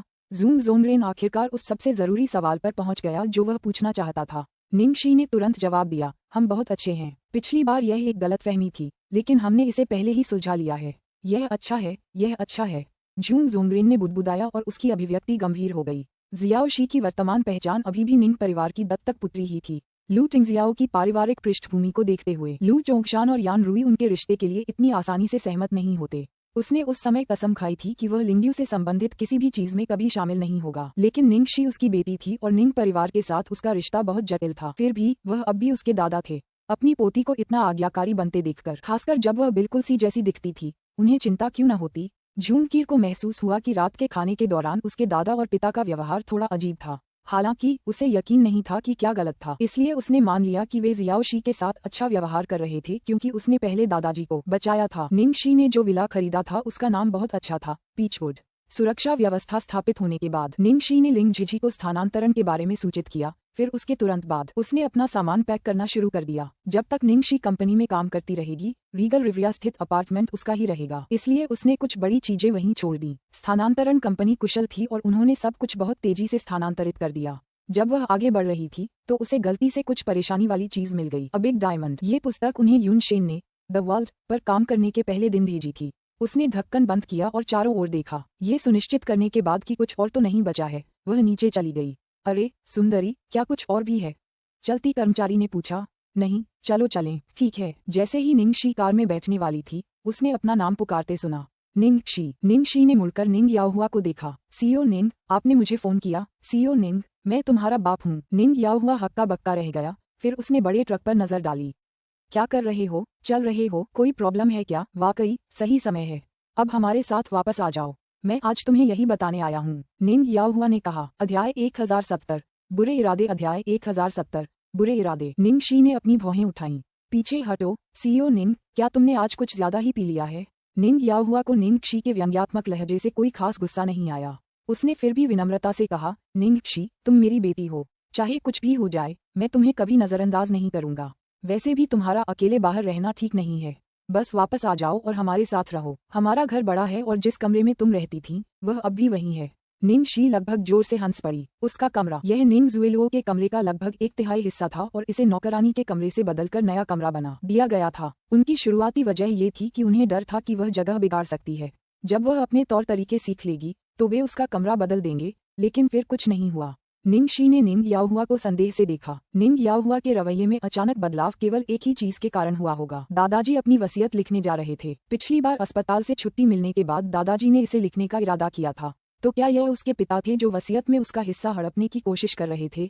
हालांकि उसे इस बात की परवाह नहीं थी कि उसे निंग परिवार से क्या मिलेगा, लेकिन अगर उसके दादा उसे कुछ देते भी तो वह उसे निंग याओहुआ को कभी नहीं देती। निंग शी, क्या तुमने सुना? आज कैसा संयोग है, ठीक उसी समय जब तुम घर बदलने की सोच रही हो। क्या यह अच्छी बात नहीं है कि तुम अभी हमारे साथ वापस आ सकती हो? निंग याओहुआ ने कहा। निंग शी ने ट्रक की ओर देखते हुए अपनी बाहें पार कर लीं और व्यंग्यात्मक लहजे में कहा, क्या तुम्हें यकीन है कि इस कमरे में मेरा सारा सामान आ जाएगा? निंग याओहुआ उसके बेबाक जवाब से थोड़ा अचंभित हुआ। हालांकि हमारे घर में काफी कमरे हैं, लेकिन ज्यादातर कमरे भरे हुए हैं। हम तुम्हें गेस्ट रूम में भी नहीं रहने दे सकते। अगर तुम इन चीजों का इस्तेमाल नहीं कर रही हो तो इन्हें स्टोर रूम में रख दो। निंग शी ने अजीब से भाव से उस आदमी को देखा। जरूर, मैं वापस जा सकती हूँ, बशर्ते तुम मुझे उस कमरे में रहने दो जो मेरा है। निंग याओहुआ के हाव भाव बदल गए। निंग शी, तुम्हारा क्या मतलब है? तुम अब जुएलुओ का कमरा लेना चाहती हो? जुएलुओ बचपन से वहां रह रही है, अब वह कमरा तुम्हारा कैसे हो गया? निंग शी की तुलना में निंग याओहुआ निंग जुएलुओ के पक्ष में ज्यादा झुका हुआ था। निंग शी अब उससे ऊब चुकी थी। अब वह उसे जवाब देने की भी जहमत नहीं उठा रही थी, इसलिए वह मुड़ी और जाने के लिए तैयार हो गई। निंग शी, रुको, तुम कहाँ जा रही हो? निंग याओहुआ ने हार नहीं मानी और पूछती रही। मैंने अपना घर खरीद लिया है, निंग शी ने जवाब दिया। निंग याओहुआ हंसा। अपनी इस तनख्वाह से तुम कैसा घर खरीद सकते हो? एक स्टूडियो अपार्टमेंट या 2 बेडरूम वाला घर? वो जगहें हमारे घर से बेहतर कैसे हो सकती हैं? तुम खुद को क्यों तकलीफ दे रहे हो? और अपनी नौकरी, तुम्हें तो अभी छोड़ देनी चाहिए। इससे पहले कि निंग शी कुछ और कह पाती, ड्राइवर से रहा नहीं गया और उसने अपना सिर बाहर निकाला। मिस्टर, आपकी बेटी ने पीचवुड में एक घर खरीदा है। निंग शी के कार में बैठने के बाद ड्राइवर ने दरवाजा बंद कर दिया और इंजन चालू कर दिया। ट्रक चला गया। निंग याओहुआ को पीछे छोड़ दिया। स्तब्ध। पीचवुड, क्या उसने गलत सुना? निंग शी ने पीचवुड में एक घर खरीदा था? वह पीचवुड कैसे हो सकता है? पीचवुड विलाओं का एक ऐसा इलाका था जिनकी कीमत करोड़ों में थी। यह निंग परिवार के विला से भी बेहतर इलाके में स्थित था और अमीरों के लिए भी मशहूर इलाकों में से एक था। वह वहां घर कैसे खरीद सकती थी? अध्याय 1071 नया खतरा। अध्याय 1071 नया खतरा। उन्होंने केवल कुछ सहायक किरदार निभाए और कुछ विविध शो में भाग लिया जिनमें उन्हें ज्यादा भुगतान नहीं मिलता था। निंग याओहुआ को एक पल याद आया। उसे याद आया जब लू जिंगली निंग शी को लेने आई थी। क्या निंग शी उसकी रखेल बन सकती थी? क्या उसने उसके लिए घर खरीदा था? यह सही नहीं लगा। पिछली बार जो हुआ था उसके बाद उन्होंने जांच की और पाया कि निंग शी और लू जिंगली के बीच सिर्फ पेशेवर रिश्ते थे, लेकिन अगर वे सचमुच एक दूसरे से जुड़े थे तो निंग शी को अब तक कोई बड़ी भूमिका क्यों नहीं मिली? पीचवुड में, धन्यवाद, कृपया एक पे लें। जैसे ही उसने अपनी बात पूरी की, एक धातु का रोबोट ट्रे में कुछ गिलास लेकर बाहर आया और श्रमिकों की ओर बढ़ा। ठीक है, शुक्रिया। जब मजदूरों ने एक रोबोट को अपनी ओर आते देखा तो वे आश्चर्यचकित रह गए। निंग शी मुस्कुराई। चिंता मत करो, यह एक रोबोट है। ये बहुत होशियार है। रोबोट ने तीनों मजदूरों को स्कैन किया, फिर उन्हें एक एक गिलास पानी दिया। उन्हें ये देखकर आश्चर्य हुआ कि रोबोट उनके हाथों में पानी सही ढंग से पहुंचा पाया। वे तीनों बहुत प्रभावित हुए। जैसे ही उन्होंने अंदर कदम रखा, उन्हें एहसास हुआ कि घर उच्च तकनीक से लैस है। तो अमीर लोग ऐसे ही रहते थे। काम पूरा होने के बाद मजदूर चले गए। निंग शी ने अपना सामान खोलना शुरू किया। उबले हुए बन, मेरे लिए कोई गाना बजाओ। मास्टर, मेरा नाम एंड्रू है, स्टीम्ड बन नहीं। मास्टर, आप कौन सा गाना सुनना चाहेंगे? जो कुछ भी। थोड़ी देर बाद हाईटेक घर के अंदर एक गाना गूंज उठा। आज का दिन अच्छा है। आप जो भी सोचते हैं, कल का दिन अच्छा है। जैसे ही आप दरवाजा खोलेंगे, बसंत की हवा आ जाएगी। गाना सुनते ही निंगशी लगभग गिर पड़ी। खैर, ये गाना बिल्कुल सही है। गाना बहुत अच्छा है। शुक्रिया, स्टीम्ड बन। मास्टर, मेरा नाम एंड्रू है, स्टीम्ड बन नहीं। आपकी सेवा में आकर खुशी हुई। लिटिल ट्रेजर को अपने रोबोट बहुत पसंद थे। वह अक्सर उन्हें प्लेटिनम पैलेस में उनके लिए बने एक खास कमरे में रखता था। जब उसे पता चला कि निंगशी अब कहीं जा रही है, तो उसने उसे अपना सबसे कीमती बटलर रोबोट दे दिया। जब निंगशी अपना सामान व्यवस्थित कर रही थी, तभी दरवाजे की घंटी बजी। वह अभी अभी यहाँ आए हैं। कौन हो सकता है? निंगशी ने सिक्योरिटी कैमरे पर एक नजर डाली। लू टिंगजियाओ ही था, इसलिए उसने हैरानी से जल्दी से दरवाजा खोला। बॉस, आप यहाँ क्यों हैं? अंदर आइए। मुझे लगा था कि आपने कहा था कि आज आप व्यस्त रहेंगे। मैं चाहे कितनी भी व्यस्त क्यों न रहूं, मुझे अपना वैवाहिक घर स्थापित करने के लिए यहाँ रहना ही होगा। ठीक है, तो फिर अंदर आने के लिए पासवर्ड क्यों नहीं डालते? मैं चाहता हूँ कि आप मेरे लिए दरवाजा खोलें। निंगशी चुप रही। क्या उनकी बातचीत खुशनुमा रह सकी? खैर, वास्तव में उसके साथ काफी हंसी मजाक के साथ छेड़खानी की जा रही थी। जिस क्षण लू टिंगजियाओ ने कदम रखा, उसने ऊंची आवाज वाला today is a good day गाना सुना और उसे स्पष्ट रूप से यह अच्छा लगा। ये गाना दिलचस्प है। हा हा हा, तुम्हें भी अच्छा लगा? स्टीम्ड बन ने इसे चुना। ये कितना प्यारा है, खासकर जब इसमें लिखा था, मेरा नाम एंड्रू है, स्टीम्ड बन नहीं। लू टिंगजियाओ ने रोबोट को घूरा। अचानक उसे लगा जैसे वह उसके प्यार के लिए एक और नया खतरा बन गया है। लू टिंगजियाओ की मदद से निंगशी ने अपना कमरा सजाना पूरा कर लिया।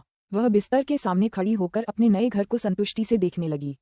बस इतना ही, मुझे बस तुम्हारे और लिटिल ट्रेजर के लिए कुछ लेना है। अध्याय 1072। उसकी टांग तोड़ दो। अध्याय 1072। उसकी टांग तोड़ दो। पीछे से उस आदमी की गर्म छाती उसके चारों ओर लिपटी हुई थी और उसने अपनी बाहें उसकी कमर के चारों ओर लपेट ली थीं तथा अपना सिर उसके कंधे पर टिका दिया था। खोए हुए पिल्ले की तरह उससे चिपके हुए उस बड़े आदमी को देखकर निंगशी थोड़ी उलझन में पड़ गई। क्या हुआ? उस आदमी ने उसके कान के सिरे को चूमा, फिर उसे गोद में उठाकर बिस्तर पर लिटा दिया। ऊपर से उसकी साफ आंखों में देखा। मैं बहुत खुशकिस्मत हूँ कि तुमसे मिला। निंगशी ने प्यार से उसके बालों में उंगलियां फिराईं। मैं भी। वह आदमी उसके पास आया और उसके होंठों को चूमने लगा, और भी गहरा। अचानक फर्श पर चीजों के गिरने और लुढ़कने की आवाज आई, जिससे बहुत तेज आवाज हुई।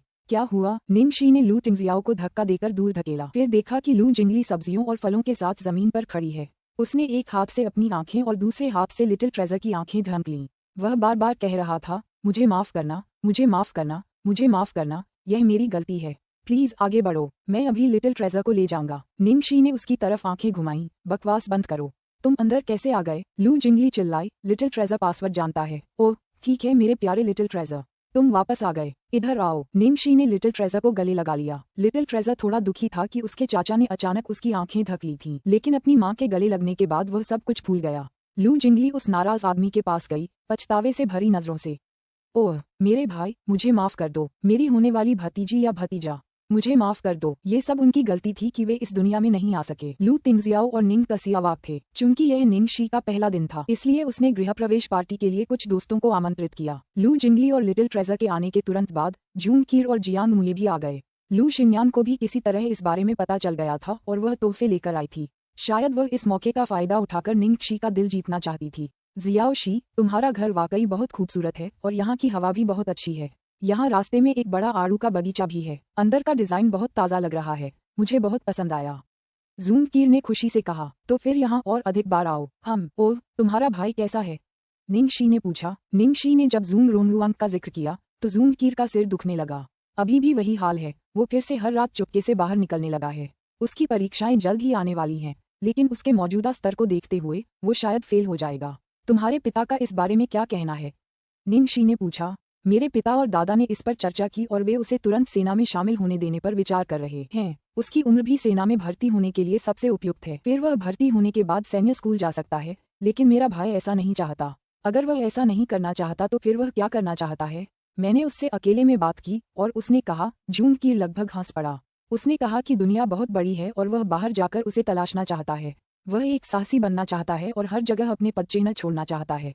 वह काफी दृढ़ लग रहा था। मुझे सचमुच डर है कि वह बिना कुछ कहे ही चला जाएगा। निंगशी नाराज हो गई। उस बेवकूफ की टांग टूट गई। देखते हैं वो कैसे अपने कारनामे कर पाता है। जून रोंगहुआंग एक किशोर था जो अपने परिवार के प्रतिष्ठित नाम के साथ सख्ती से पेश आना पसंद करता था। वह पहले कभी असफल नहीं हुआ था।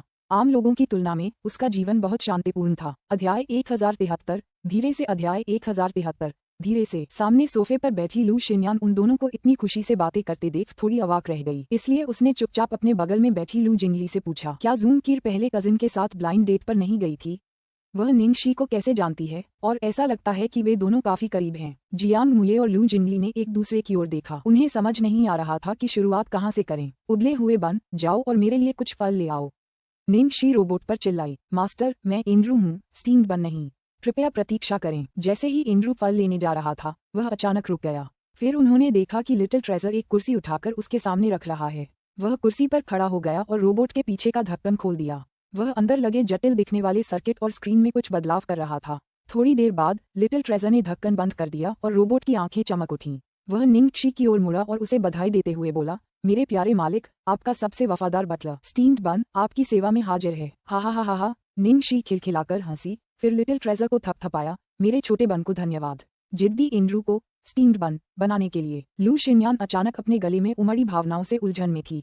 क्यों यह इतना हृदयस्पर्शी क्यों लगा? एक प्रेमी, एक बच्चा, कुछ अच्छे दोस्त और एक प्यारा सा पालतू रोबोट। उसका चचेरा भाई हमेशा उसे रोबोट की तरह भावनाहीन होने का एहसास देता था, लेकिन जब वह निंगशी के पास होता था तो वह बहुत ही सौम्य होता था। वह उसे एक ऐसे व्यक्ति के रूप में देख सकती थी जो काम से वापस आता है और एक सामान्य आदमी की तरह अपनी पत्नी और बेटे को प्यार से देखता है। एक समय था जब वह निंगशी से नफरत करती थी क्योंकि उसने उसके प्यारे चचेरे भाई को भगवान के पद से हटाकर नश्वर बना दिया था, लेकिन अब उसने अपने चचेरे भाई के गर्मजोशी भरे चेहरे को देखकर अपनी आंखों में आंसू महसूस किए। दूसरे दिन स्पिरिट स्टूडियो में। निर्देशक कियाओ, क्या आप मुझे ढूंढ रहे हैं? बॉस, इसे देखो।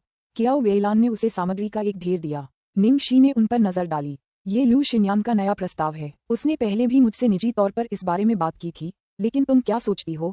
मैं इस प्रस्ताव के बारे में ज्यादा कुछ नहीं कह सकती। यह अच्छा है, लेकिन जाहिर है कि इसे दूसरों ने सिखाया या मदद की होगी। कोई नहीं जानता कि इसे कैसे लागू किया जाएगा। कियाओ वेइलान थोड़ी देर रुकी। उसने शहर के पश्चिम में बड़े शॉपिंग कॉम्प्लेक्स में सबसे अच्छी जगहों में से एक ले ली है, इसलिए मुझे लगता है कि हम उसे आजमा सकते हैं। निंगशी ने सिर हिलाया। मैं भी देख सकती हूँ कि इस बार वो बहुत गंभीर है। हमारे ब्रांड की लोकप्रियता को देखते हुए उस पर पैसा गंवाना हमारे लिए नामुमकिन है ना? आशा करते हैं ऐसा ही हो, कियाओ वेइलान ने उत्तर दिया। उसका निर्णय वास्तव में थोड़ा जोखिम भरा था। हालांकि जैसा निंगशी ने कहा था, रवैया जरूरी था। अगर लू शिन्यान पहले की तरह ही चंचल होती तो वह उसे शहर के पश्चिम में मिली अपनी दुकान के साथ भी अंदर नहीं जाने देती। क्या मुझे उसे अभी सूचित करना चाहिए? कियाओ वेइलान ने पूछा। जरूर। कियाओ वेइलान द्वारा लू शिन्यान को फोन करने के कुछ देर बाद निंगशी का फोन बज उठा। जैसी की उम्मीद थी, वह लू शिन्यान था। नमस्ते।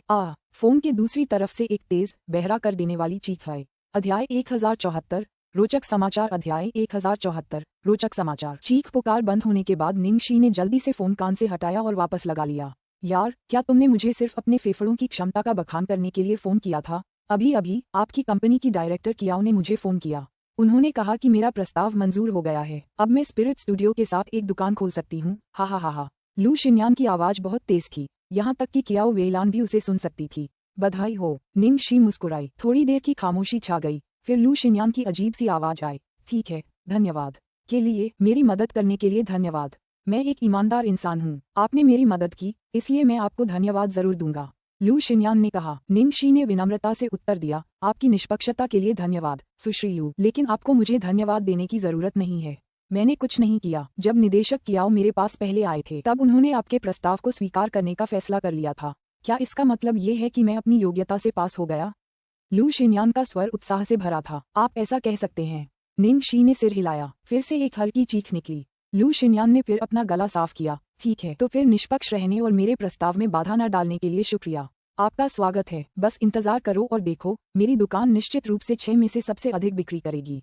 ठीक है, मैं इसका इंतजार कर रहा हूँ। निंगशी की बात खत्म होने के बाद कियाओ वेइलान ने पूछा, बॉस, क्या आप लू शिन्यान को जानते हैं? उनकी बातचीत से ऐसा लग रहा था कि वे काफी करीब हैं। कुछ हमारे बीच पहले भी कुछ पेचीदा मामले थे और उसने सोचा था कि मैं जानबूझकर उसके प्रस्ताव में बाधा डाल रहा हूँ, लेकिन अब शायद गलतफहमी दूर हो गई होगी। निंगशी ने समझाया। कियाओ वेइलान ने सिर हिलाया, फिर अपने सामने खड़ी महिला की ओर एक बार फिर से देखा। जितना अधिक वह जानती थी, उतना ही उसे लगता था कि यह महिला एक रहस्य की तरह है जिसके भीतर कई रहस्य छिपे हैं। स्टूडियो से निकलकर वह अपनी कार की चाबी लेकर गैराज में गई। जैसे ही वह कार में बैठी, उसका फोन फिर बज उठा। स्क्रीन पर दिखा कि यह तांगलांग था। निंगशी ने फोन उठाया। नमस्ते दूसरे बड़े भाई, क्या हाल है? छोटी जूनियर बहन, मुझे अभी अभी एक दिलचस्प खबर मिली है। हमेशा की तरह अपनी जगह पर आ जाओ। फोन पर टैंग लैंग की अजीब सी उत्साहित आवाज आई। दिलचस्प खबर? कौन सी दिलचस्प खबर, आओ तुम्हें पता चल जाएगा। जल्दी करो, अपने साथ कुछ पैसे लाना याद रखना। मेरे पास कुछ नहीं है, वो तुम्हारे बिल में होंगे। निंगशी घर जाने वाली थी, लेकिन रहस्यमयी तांग लैंग के फोन के बाद वह बार नंबर 8 की ओर चली गई। क्या तुम पर्याप्त पैसे लेकर आए हो? तांग लैंग ने उसके पहुंचते ही उससे तत्काल पूछा। हाँ, क्या बात है? निंगशी ने अधीरता से पूछा। पानी, मुझे रेनी मार्टिन क्लब ब्रांडी की एक और बोतल लाओ। तांग लैंग ने अपने मानव एटीएम के आने पर उदारता से चिल्लाया। निंगशी ने अपना हाथ जोर से मेज पर पटका। अरे, क्या तुम सिर्फ इसलिए झूठ बोल रही हो ताकि मैं तुम्हारी शराब के पैसे चुका सकूं? तांग लैंग लालच से पॉपकॉर्न मुंह में ठूंस रहा था और तभी निंगशी ने मेज पर जोर से पटक दिया, जिससे पूरा कटोरा गिर गया। फिर उसने परिपक्व भाव बनाए और घमंड से कहा, बदतमीज, तुम अपने मालिक से ऐसे कैसे बात कर सकते हो? निंगशी ने दांत भींचे, फिर एक मीठी शहद जैसी मुस्कान बिखेरी। अगर चीन में बंदूकें प्रतिबंधित न होती तो क्या तुम्हें लगता है मुझे तुम्हारी जरूरत होती? अध्याय 1075। मुझे कैसा महसूस करना चाहिए? संगठन में हर किसी के पास अपना कोई न कोई विशिष्ट कौशल था। तांग लैंग के पास युद्ध कौशल था। तांग ये की बात करें तो युद्ध के अलावा उसके पास असाधारण व्यावसायिक प्रबंधन कौशल भी था। फेंग शियाजियाओ हत्या में माहिर था, जबकि एनी चिकित्सा विशेषज्ञ थी। फेंग जिन रणनीति में माहिर था और निंगशी निशानेबाज थी। जब वे विदेश में थे तो जब तक उसके हाथ में बंदूक थी, ये कहना अतिशयोक्ति नहीं होगी कि कोई भी उसके पास नहीं आ सकता था। हालांकि यहाँ हालात अलग थे। चीन में बंदूकें सख्त वर्जित थीं। एक अभिनेत्री के रूप में अपने करियर के अलावा यदि वह हर समय अपने साथ बंदूक लेकर चलती पाई जाती तो इससे उनके अभिनय करियर पर गंभीर प्रभाव पड़ता। यही कारण था कि उन्हें अपनी युद्ध क्षमता का प्रशिक्षण लेना पड़ा और कुछ ऐसे क्षेत्रों में अपनी क्षमताओं का विस्तार करना पड़ा जिनमें उनकी विशेषज्ञता नहीं थी। यह उसके लिए काफी कठिन था। इसीलिए मैंने कहा था कि दुनिया का सबसे बेहतरीन, सबसे उत्तम हथियार आपका शरीर है। तांग लैंग ने एक पेशेवर की तरह व्यवहार किया। ठीक है, बस करो। क्या अब तुम इतना छुपकर बात करना बंद कर दोगी? अगर तुम मुझे नहीं बताओगी तो मैं जा रही हूँ। तांग लैंग ने जल्दी से जवाब दिया, क्योंकि उसका मानव एटीएम जाने वाला था। आप इतनी जल्दी में क्यों हैं? आप धैर्य के बिना कुछ नहीं कर सकते। ठीक है, लेकिन ये खबर वास्तव में कोई रहस्य नहीं है। ये पूरे संगठन में ज्ञात है। तुम्हारा मतलब है कि यह उनसे संबंधित है? निंगशी का चेहरा गहरा हो गया। निंगशी के गंभीर चेहरे को देखकर तांग लैंग ने हाथ हिलाया। आराम करो, खुशखबरी है। क्या तुम्हें पता है शैतान ने असल में आदेश दिया है कि कोई भी तुम पर हाथ न उठाए। उसने कहा था अगर किसी ने उसे चोट पहुंचाई तो मैं उसकी सारी हड्डियां कुचल दूंगा। निंगशी हैरान थी। क्या तुम्हें यकीन है? क्या उसने उल्टा नहीं कहा था? शायद उसने मेरी हड्डियां कुचलने वालों पर इनाम रखा है। तांग लैंग ने उसकी तरफ आंखें घुमाईं। सिर्फ संगठन को ही नहीं, पूरे काले बाजार को, जिसमें द सिंस और दूसरे भाड़े के गिरोह भी शामिल हैं, चेतावनी दे दी गई है। उस दिन जो हुआ उसके बाद कोई भी ऐसा ऑर्डर लेने की हिम्मत नहीं करेगा जिसमें तुम्हारा हाथ हो। और क्या तुम्हें लगता है कि फेंग जिन के हाथ पर लगी गोली कोई आम बंदूक की गोली थी? गोली जानबूझकर उसकी नसों पर मारी गई थी। उसका हाथ तो बहुत पहले ही जा चुका है। अगर एनी ना होती तो उसे अपनी रोजमर्रा की जिंदगी में भी दिक्कतें आती। शायद वह फिर कभी बंदूक भी न पकड़ पाए। निंगशी ने अपनी नाक भींची। यही तो उसका व्यक्तित्व है, कभी किसी को अपने आदेशों का उल्लंघन नहीं करने देता। क्या बस इतना ही था? तांग लैंग ने एक जिज्ञासु पत्रकार जैसा चेहरा बनाया और अपनी मुट्ठी उसके चेहरे पर किसी काल्पनिक माइक की तरह तान दी। अरे छोटी जूनियर बहन, मैंने जो कुछ कहा उसे सुनकर तुम्हें कुछ महसूस नहीं हुआ? मुझे कैसा महसूस होना चाहिए? दिल छू गया। तुमने न सिर्फ संगठन छोड़ दिया और उससे नाता तोड़ लिया, बल्कि दुश्मन के बड़े बॉस के साथ भी मिल गई। फिर भी शैतान ने तुम्हें नहीं मारा, वह तुम्हारी रक्षा भी कर रहा है। इसे ही मैं सच्चा प्यार कहता हूँ, तांग लैंग ने अतिशयोक्तिपूर्ण लहजे में कहा। निंगशी का मुंह फड़क उठा। तुम बहुत ज्यादा सोच रही हो। शायद वह नहीं चाहता था कि कोई और उस पर हाथ उठाए, क्योंकि वह उसे निजी तौर पर मारना चाहता था। और फिर उससे अलगाव करने का उसका क्या मतलब था? उस समय उस आदमी द्वारा उसे बचाए जाने के बाद उसने 4 साल के लिए उसके लिए काम करने का वादा किया था। बदले में वह 4 साल तक उसके लिए कुछ भी करने को तैयार थी। 4 साल बाद उससे वादा किया गया कि वह अपनी इच्छानुसार जा सकती है। अंत में आखिरी दिन उस आदमी ने अपना वादा तोड़ दिया और उसे जाने नहीं दिया, जिससे वह निराश हो गई। निंगशी कुछ नहीं कर सकती थी, इसलिए उसने उससे पूछा कि वह क्या चाहता है। उस आदमी ने उससे अपनी प्रेमिका बनने के लिए कहने की हिम्मत की।